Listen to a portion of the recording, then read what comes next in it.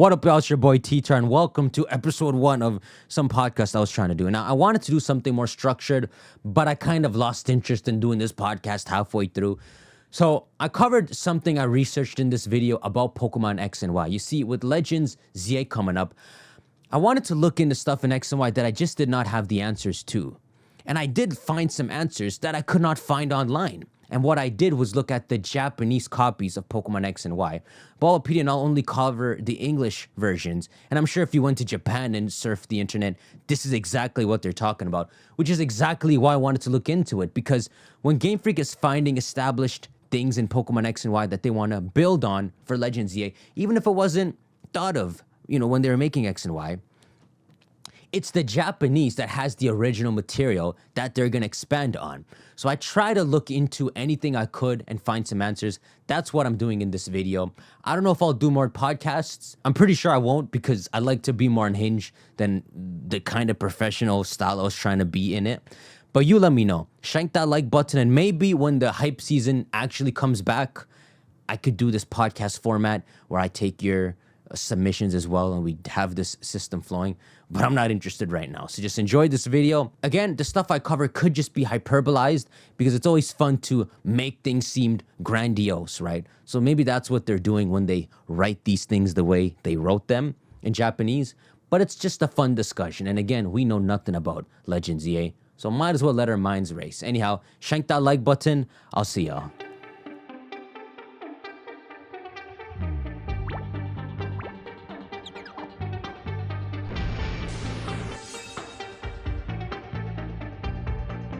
What up, y'all, and welcome to episode 1 of the Ttar podcast.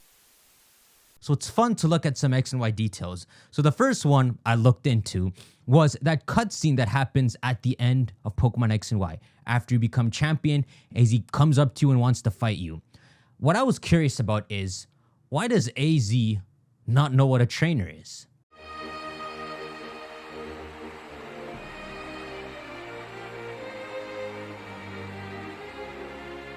Sir, you are a part of a war. But it makes sense the more you think about it, because if you look at the cutscene, there aren't no humans commanding the Pokemon. It's just Pokemon sent out into the battlefield to fight. They use the word trainer in quotations, and if you look when AZ fights you, he does fight you as a trainer. He throws out Pokeballs. There are Pokemon in them. You don't get to see his full team. You only get to see 3 Pokemon. He has these ancient Pokemon. You can read them as. But what I wanted to do was throw out the English that we can read and look at the actual material that Game Freak put in the games. The Japanese, even if it'll end up being the same as the English, is kind of like the manga, right? Don't get too weeb. He does use that exact wording. He wants to know what a trainer is. And to be as specific as possible, they literally say torena. They use katakana and they write the word trainer. So what it seems to me is AZ, he comes from a time period where Pokemon were treated much differently. He wants to know not just what a person who is capable of wielding Pokemon can do, because, 150 years ago, Volo wielded Pokemon, right? But what he specifically wants is to know what a kind-hearted trainer is, what a true trainer is, someone that's battling alongside their Pokemon. Because the second half of that cutscene, he says, "Thank you very much for battling with me. Now I finally feel free." Now, of course, I wanted to look at the Japanese for this as well. And he says, "Finally, yoyaku, jibun myself tsurareta, I was able to throw away." So he's saying, finally, I could throw myself away. Saishu Heiki, final weapon. There isn't an official term for this that needs to be put in quotes. He literally just refers to it as the final weapon that will destroy everything. There's nothing beyond that.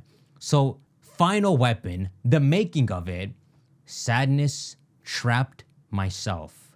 So the full sentence is, I was finally able to throw myself away. The one who made the final weapon, who he realizes was just trapped in sadness.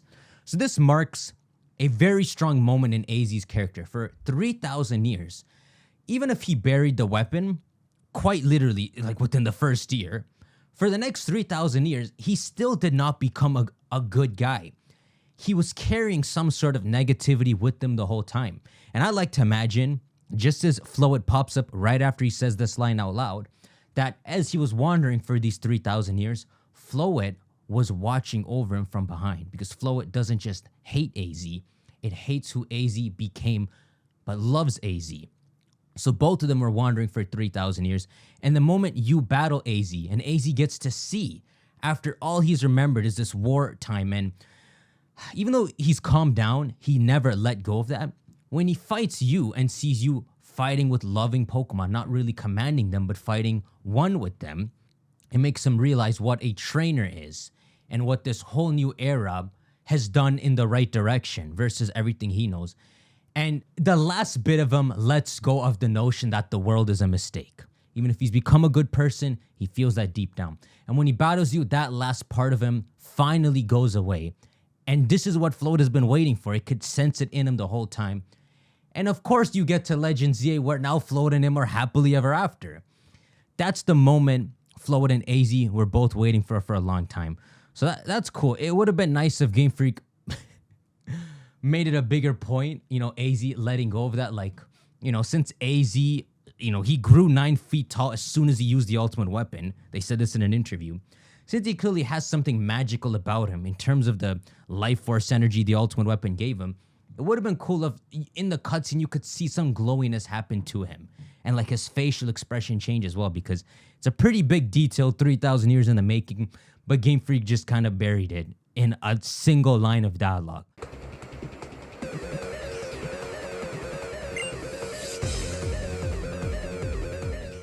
Yeah, that kind of looks freaky. This monstrous 9-foot giant emotionlessly tosses a Pokeball. Game Freak really did not develop this moment enough. AZ is the worst criminal and villain in history, and this is the moment you fill his empty shell with enough positivity for the first time. Perhaps in the past, as he's seen people crowned as heroes and he fought them, he realizes they're not good people and he continues to wonder if when he fought you again were not someone he could feel was a good person. That could be the straw that breaks the camel's back. But it just so happens he fights you and you truly are this Ash Ketchum loving person. It completely frees him and gives his hollow shell a positive motivation. Fast forward, he's running the hotel. He truly has left a villain life behind. But this was a very frail moment that Game Freak, if they had more time, or perhaps if they aren't so boxed in, would have developed more. Is he a good guy wandering? Or is he, like I'm saying, just passive and he doesn't know what he is? Anyhow, that's not what I wanted to show you. Keep playing the clip.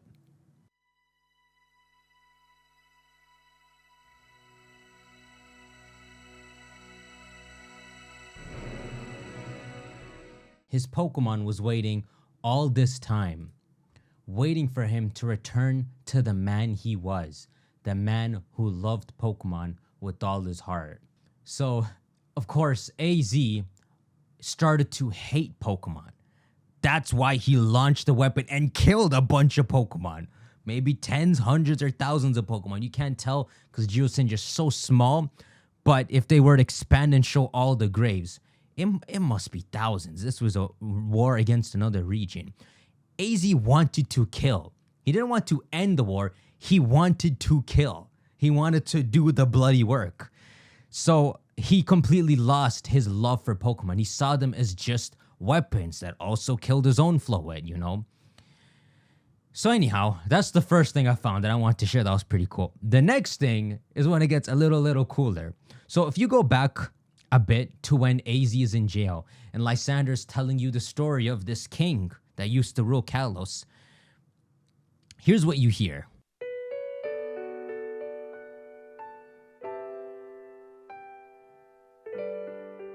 Now, you've all seen this AZ cutscene. It's the most infamous thing ever in Pokemon because you've never been this far in the past, and Game Freak has yet to surpass it aside from Pokedex entries like when Eternatus landed and Tropius being from seemingly millions of years ago, which I kind of buy that one.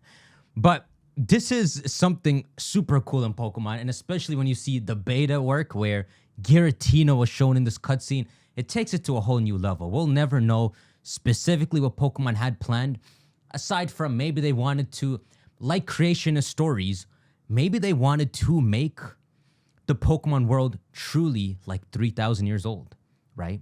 That when Arceus made light in the second day and all, that truly all condenses down to him just creating the universe. But the actual story of humans only spans to the last like 3,000 years. So maybe them showing Giratina there was showing part of its renegade phase where it was going against Arceus. And maybe they wanted to develop something where it going against Arceus in our eyes is something more kind, like it helping the humans out. So I wanted to look at this in Japanese just to see if I could find out whether the Floet was forcefully taken from him and put in the war. I never got my answer properly, but I assume that's the case that went down. But pretty much the translation is Mukashi Mukashi. So long ago, there was a man and a Pokemon that existed. Very much loved each other. A war arose. The Pokemon that the man loved too was used in the war. The use of mo in the Japanese is missing from the English, where it just says the man's beloved Pokemon took part in the war. So seeing it in the Japanese comes off as emphasis if we read into it, almost shocked that his Floet too was used in the war. At first I was thinking, okay, so it was forced to be in the war, rounded up along with everyone else who lived in AZ's kingdom. That's one meaning for Mo, kind of. But then I thought, isn't AZ the king of Kalos? When was he crowned king? Maybe the use of Mo here is because he's king. His Pokemon too was taken to be in the war. And maybe AZ, to very much counterpart the genocide he later does, the exact opposite of that evil was the kind of king he was, which is why his screw broke loose. The kind of king that if the people of his kingdom had to give up their Pokemon to fight in the war, that by his own laws, he gave up Floet as well. So I guess that gives us two positions to where AZ could have been king. He could have been king the whole time and had to give up his Pokemon, or someone else was king and AZ was just some enigma that came to the battlefield with this weapon, and because he ended the war, he became the new king of Kalos and ruled onward. But at the same time, that's weird too, because isn't the moment he ends the war, he's not sitting on no throne as a king. He begins wandering. Chisai Nahako, a small box, was given to him. The man wanted to bring it back to life. Doshitemo, doshitemo. No matter what. No matter what. This is a line that you can feel like the adversity of AZ a bit more. It feels like a more personal line. Them repeating this. You can see the echo and the mindlessness in AZ when you read this line. He's not thinking of anything anymore. The thing that mattered to him most. They said earlier, right? He loved this Pokemon loved him. Back in this time period, not to get weird, there was no real division between people in Pokemon. They could love each other like siblings or like best friends. So to take away something that in his mind was just like a best friend to him, use it as a weapon and return it to him in a casket, doesn't compute to him. This is not how Pokemon was in his mind. They were not weapons like this. So no matter what, he built a machine. The Pokemon he loved, he brought it back. But because the man grieved so deeply, his rage could not be calmed. He couldn't forgive the world that heard it.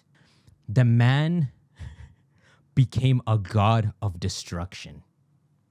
Literally, it says that. Hakai no kami tonatta. Literally what they call beers, the Hakai kami. He became a god of destruction. By that god, the war was brought to an end. AZ became a god. This is the myth passed down. Now, this is simplified into the English. They just say he became a bringer of destruction that ended the war. But they mention him as a god multiple lines in this. He imagined the pain that Floet felt in its final moments, the suffering, being apart from AZ and all the torment the Floet had to go through that AZ was not there to witness.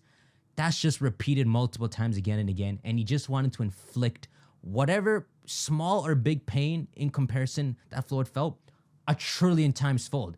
He wanted to end anything possible.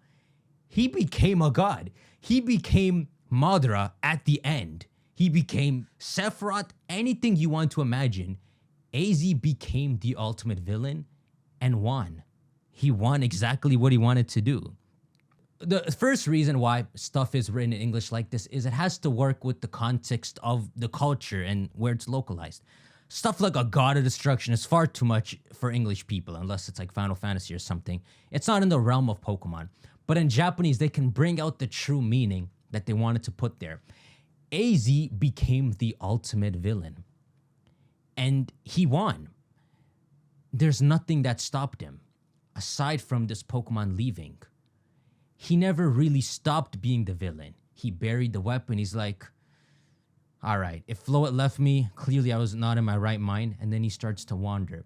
That grief never left him. Obviously, he felt the initial wave of sorrow, like, dang, I just killed all these Pokemon. But he kept that vengeance in his heart still. Something like, I don't like the world. The god of destruction he became, it's in his heart somewhere still. And Floet kept following AZ for those 3,000 years until that final bit dissipated, which it does when he fights you in X and Y. If only the character you were in X and Y was not a faceless, customizable character that we know nothing about, you know? If the character Callum truly is someone and could like pop up in Legends ZA with dialogue, it would bring more value to whoever this character was. But ain't that crazy that they refer to AZ as a god of destruction?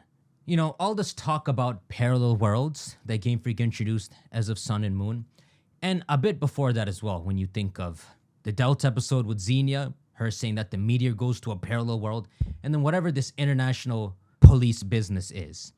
There's something with parallel worlds in Pokemon, which I wanted to raise because this is a very interesting thing Pokemon could do. All of us want Volo to return in a future Pokemon game, which would be incredible if he was like a post-game villain in ZA and he's still alive and was wandering.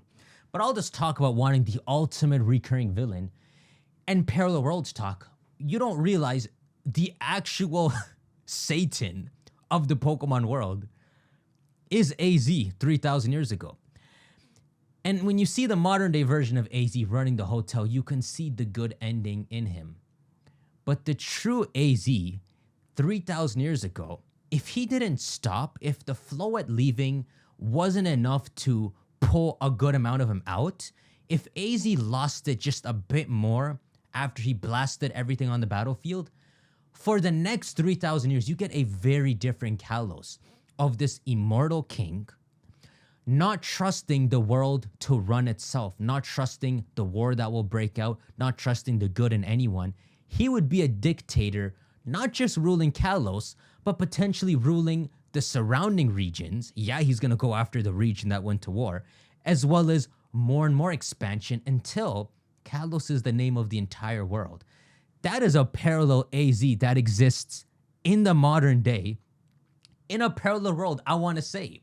And all this talk Pokemon has about parallel worlds, I wonder if it's in Game Freak's book somewhere to cook up, just as they showed, the most innocent looking AZ who's got hemmed, oversized pants and just wants to live a simple life. You could throw the entire counterpart coming from a parallel world of the most villainous god of destruction AZ. They're both the same person. One just got his mind back. The other just gave into the evil. And that version of AZ, if I wanted to add an actual plot purpose to why he doesn't get his mind back, it's all on the Floet. So if he doesn't succeed in maybe, this would have to be an alternate world where he doesn't succeed in giving life to the Floet, where all he can do is attempt to give life, the Floet doesn't really come back, and then he wipes out the battlefield, and since Floet is not back, there's no one there to pull that small part of him back. So he just goes on a rampage for the next 3,000 years. If Pokemon lets go of the kid friendliness, even in Mario Kart, it says mild fantasy violence. If they can lean more and more into telling a more serious story, as boxed in as they may be because of the Pokemon Company, the ultimate villain is not Volo. It's the Satan in the Pokemon world that's actually described to exist. The god of destruction. Not exactly what Satan is, but AZ. AZ works out as such a kind name and also a terrifying name of that old king that ruled Kalos and continues to. There is one step further I wanted to go in with this, which is when I was looking at other mentions of AZ in Pokemon X and Y. Because remember, anything written in Pokemon X and Y, Game Freak can expand further. They don't have to have had it planned the entire time. It will just be planned now. And one thing I noticed is Lysandre's desk. He has a bunch of books on his desk, and they were very curious. So here's one of them. This one makes you feel pretty bad for Lysandre. You get to see that Lysandre is the same as AZ, which makes sense because he becomes his own Satan and tries to destroy everything anyway, right? He pushes the button at the end of the game. Look at what it says here. When I was young, I went on a journey around Kalos with my Pokemon. Remember, parallel this with AZ and his Floette. I reached out to help those suffering because they had nothing. At first they were grateful, but eventually they began to take my help for granted and demanded more and more. This is Lysandre realizing the natural nature of the world. So here's Lysandre being a red, helping out people, rescuing Silphco, rescuing Lavender Town Ghosts and all. The next day they're knocking on Red's door saying, hey, not can you help with this? You need to help with this. You need to repair this here and this here. You can't leave Lavender Town. This is what was happening to Lysandre. This is the turning point to Lysandre realizing good did not come out of him being good, or nothing productive came out of him being good because the people only got weaker. Aren't these foolish people going to cause Kalos to devour itself? And they use the word used by like gamblers when they eat their own fortune up. So aren't these foolish people going to be the downfall of Kalos? The money and the energy that the world can produce wa kagiri ga aru is limited. The suffering he's helped is only going to get worse. There already wasn't enough money and energy for those people. What is he helping them for? In fact, what is this region surrounding him? He's not saying outright these people don't deserve to exist, but he's saying if the natural course of events plays out, we lose. There's nothing. Should I do something to save something? Their suffering will bring down the entire Kalos region. Then he says, something like that is not something humans should have a choice to make.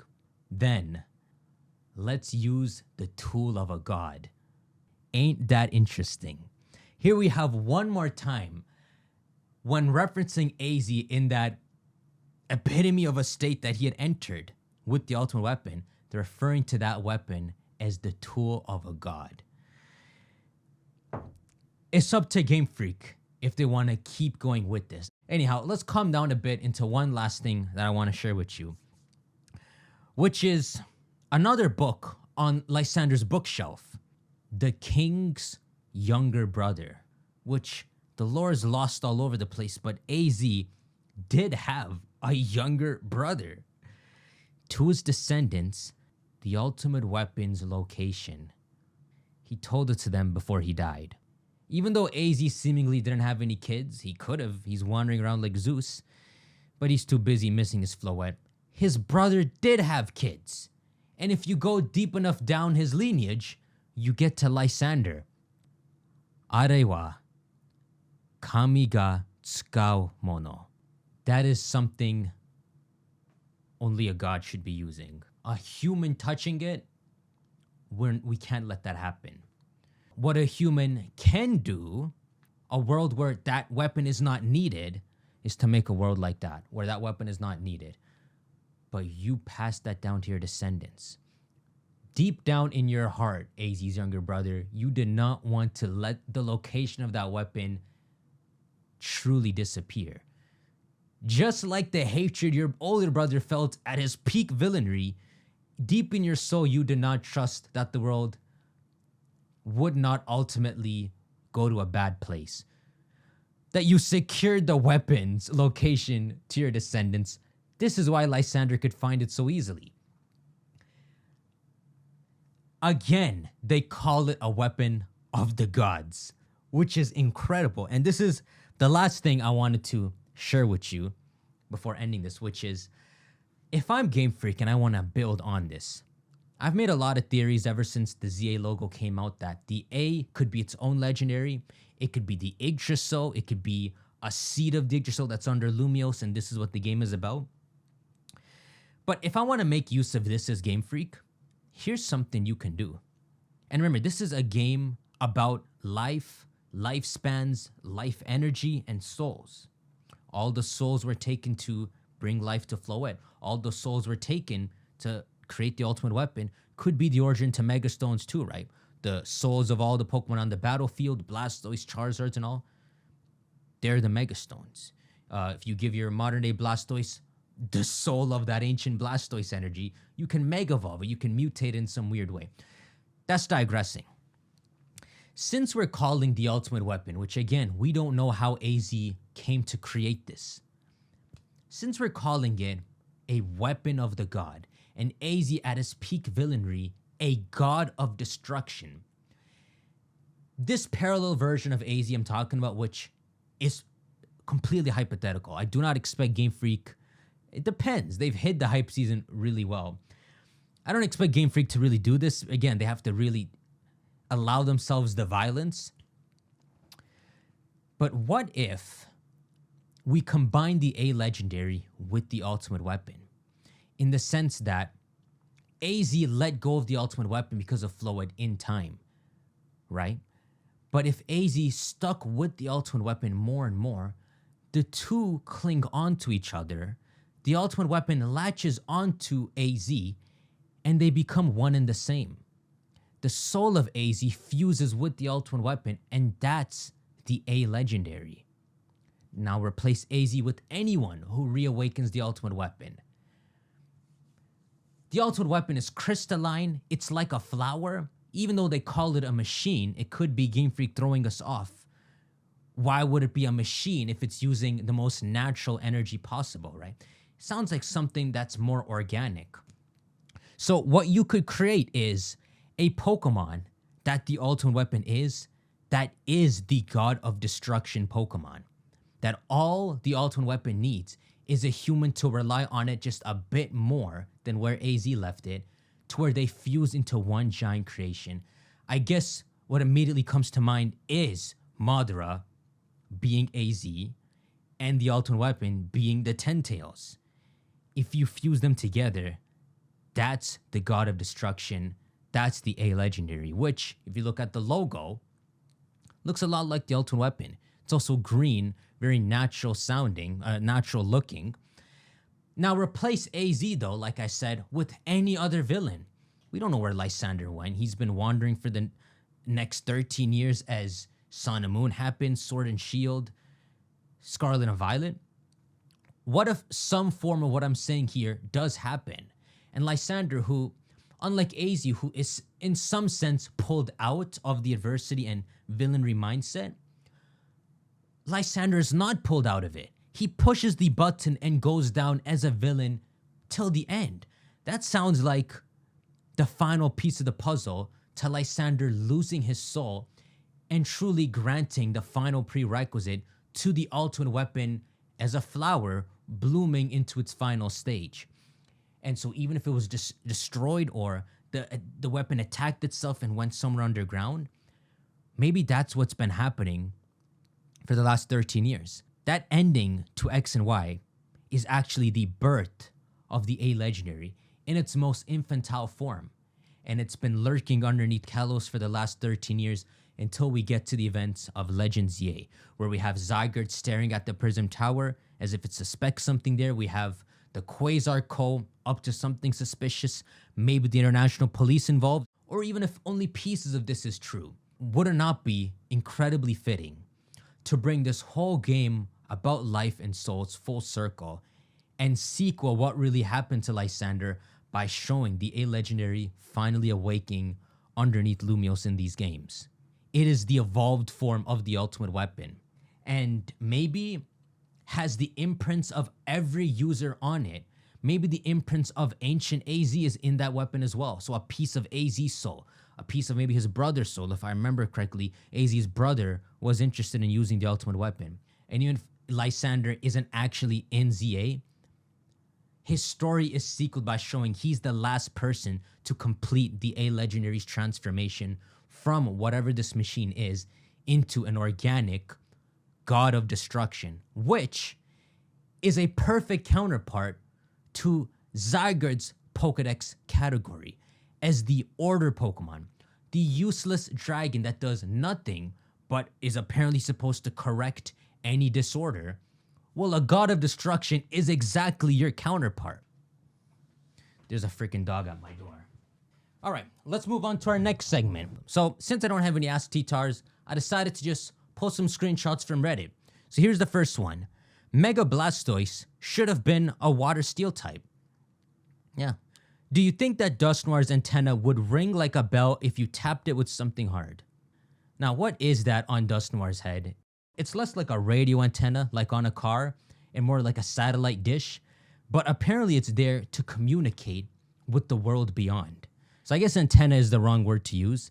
If Game Freak would be a bit more dark, they could instead call it an organ, like Darmanitan's flame sac, and they could write some lore to where scientists desperately try to take Dusknoir's organ, hoping to communicate and learn more about the world beyond. Anyhow, that's our podcast for today. That's our big episode 1. I don't know if I'm going to continue this, but I wanted to just make something more structured and have fun sharing some stuff I was looking into. But yeah, that's our episode. I'll see you on the next one. Take care.